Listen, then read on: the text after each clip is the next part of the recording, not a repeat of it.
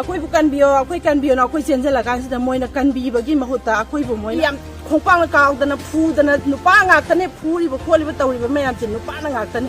mau nupa jenjel na jenjel lah aku macam je fu macam tu dan nupi sulai te nupa macam je na fu bene kau bene tin bene saya na hai dah bene nupi ngai sih pada nupi kun sama sih loin borom tu le. Tha asigi nipangi yukta palelgi maitai khunsingda kuki militant singna nomai kapsilakpa aduda thawai kanbinaba haiduna Assam Rifles ki manakta changsiluba palelgi maitai nupi singda Assam Rifles na tamthina fuduna ot nairaki hairaduna Manipurda hauzik thokliba irang asina tangdu laitaba fibam amada laktriba fauba Palel Bazarda total shutdown lauthokle haina Palel Maira Paibigi Joint Secretary Mutum Tombina Fongdorakli ngasi nungthil Assam Rifles ki mayokta United Committee Palel na singduna Palel gi khongnang achouba makhongda leiba Social Development Organization SDO ki campus ta pangthokkiba miyam gi wakat mifam amada saruk yaraduna Mutum Tombina makhatana hai Maira Paibi singna ahing yarektuna khun ngaklubagi anganba ayukta yumda hanjenaba thaurang tauringaida Palelgi maitai khunda nongmai kapsilakiba asi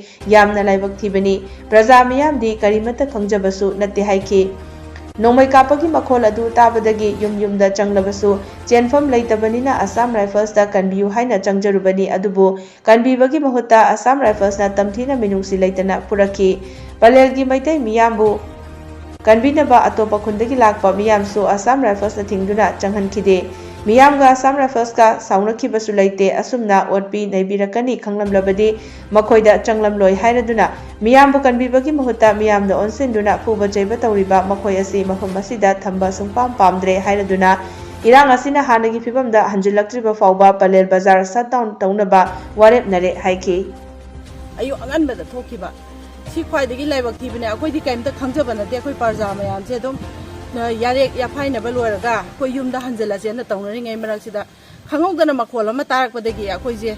laide kamai tawsige na akhoi myam pakhatna dana nupi ngang mayam je asare phanda akhoi kanbiyo na akhoi changjelaje akhoi di jempham laitabani na moida chenjelaje na akhoi chenjele akhoi loi chenjelaga moi sida akhoi bu kanbiyo na akhoi chenjelaga sida moina kanbi bagi mahuta akhoi bu moina yam tina yam thiba maongda moina akhoi bu phubana saibane noi kan ti lai inthoktana masida moina akhoi bu khongpa kawba adagi samphoi ba baw yaw ba mayam jena phubane kawbane thinbane saina haidabane nupi ngai si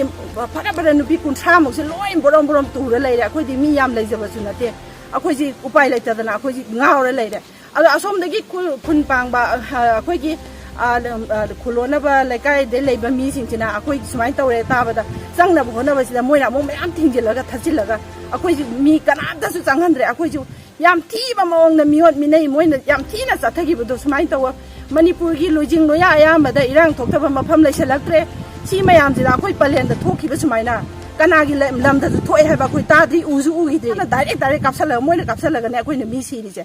ado asumaina yam nusidana moina akhoi bu gari noi ta lebino hanadi akhoi sumaina moida akhoi saunaba su leitabani na moina sumaina tawrkani ji khangamaga de akhoi changju changam hojikti moji akhoi thamba su pamdre moiga akhoi ge leiminaba je sungam ngamjaro ngasi hariba ngasi pungfam je dagi moi loktok bigro nyam pitpa macha ne sigi lam macha sida moina sumaina tawbire aduga akhoi na leibu sunga mura hojik ngasi bang mai irang thokiba numi mari mangani manga tawni sujelabje lainga ki oiba kana amatana kari tawrige kari sari kari thaige akhoi kari tawrige kana amana yingjinbe kana amtana lakte si akhoi kaktagi ata taira natraga akhoi Palen jibu sira janu noi thokpa moi thokpa ne akhoi khangde ude na loi laithok pirabra si tawgada boraga de akhoi thanda dai si jaro na inthokpi baga sap mana re aduna lainga ni miyang pabung bire na su miyang changbiyo irang thoiba si akhoi loi di phame